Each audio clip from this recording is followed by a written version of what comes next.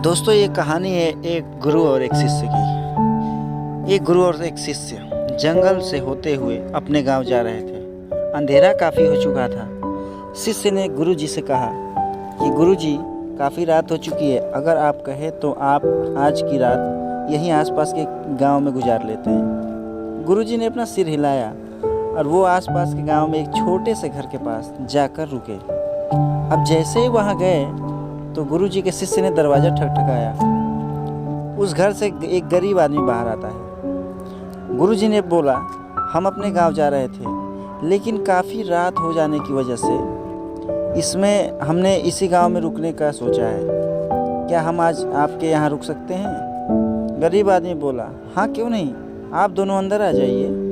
अब जैसे ही गुरु जी अंदर गए, उन्होंने देखा कि उस आदमी के घर में बहुत ज़्यादा गरीबी थी। गुरुजी उससे पूछा कि आप काम क्या करते हो?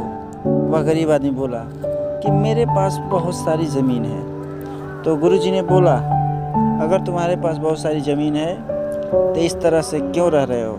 वह आदमी बोला, यह किसी काम की नहीं है। गांव वाले बोलते हैं कि ये ज़मीन बंजर है, यहाँ पर कुछ भी नहीं उगाई जा सकती और वहाँ फसल उगाना बहुत बड़ी बेवकूफ़ी होगी।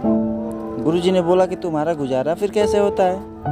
उसने बोला कि मेरे पास एक बड़ी सी भैंस है जिससे मेरा पूरा घर चलता है। ये सुनने के बाद गुरुजी सो जाते हैं और रात में जब सब लोग सो रहे होते हैं तब गुरुजी अपने शिष्य को उठाते हैं और उस गरीब आदमी की भैंस लेकर के अपने गांव चले जाते हैं। शिष्य अपने गुरु से पूछता है कि गुरुजी, कहीं आप ये गलत तो नहीं कर रहे हैं? उस गरीब आदमी की रोजी रोटी इसी भैंस की वजह से चलती रही है। तो गुरुजी अपने शिष्य की तरफ देखते हैं और मुस्कुराते हैं और मुस्कुराते हुए आगे बढ़ जाते हैं। उस बात को तकरीबन 10 साल गुजर जाती है और जो गुरु का शिष्य था वह बहुत बड़ा गुरु बन चुका था। तो एक दिन उन्हें उस गरीब आदमी की याद आती है कि मेरे गुरु ने उस आदमी के साथ अच्छा नहीं किया था। मुझे एक बार चलकर उस आदमी को देखना चाहिए कि वह आदमी अब किस परिस्थिति में है।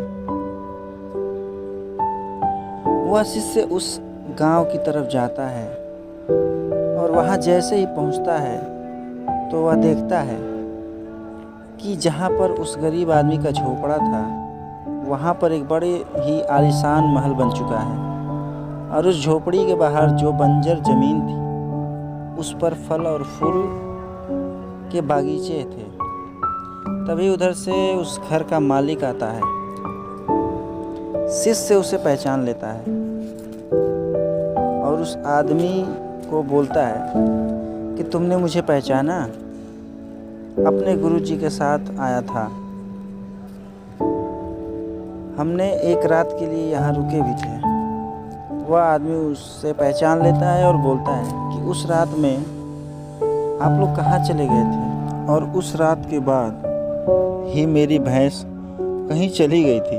मेरे पास कोई रास्ता नहीं बचा था, तो मैंने अपने ज़मीन पर मेहनत की और फसल निकल आई और आज मैं इस गांव का सबसे बड़ा अमीर आदमी बन चुका हूँ। ये सुनने के बाद शिष्य के आंखों में अपने गुरुजी के लिए आंसू आ गए और उसे ये बात अब समझ आई और वो रोने लगा।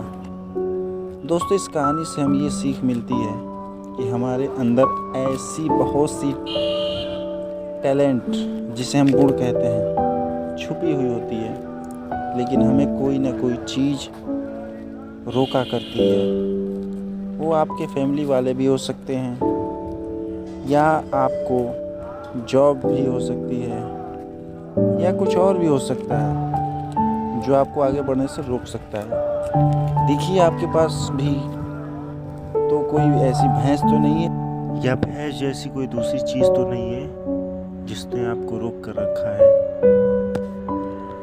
दोस्तों, वीडियो कैसी लगी कमेंट में ज़रूर बताइएगा और अगर चैनल पर नए हैं तो सब्सक्राइब ज़रूर करिएगा। जय हिंद।